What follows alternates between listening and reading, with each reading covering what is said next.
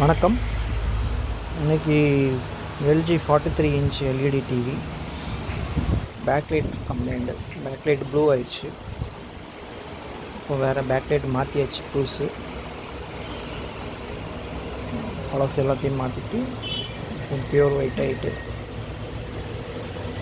Output எப்படி இருக்குன்னு பார்ப்போம். மாட்டிட்டு பேக்லைட்டு மாற்றியாச்சு. இப்போ பிக்சர் கிளாரிட்டி நல்லாயிருக்கு, ஒயிட்டு நல்லாயிருக்கும். ஃபஸ்ட்டு ப்ளூ கலர்லேயே இருக்கும், நல்லாயிருக்கு. LG 43 inch.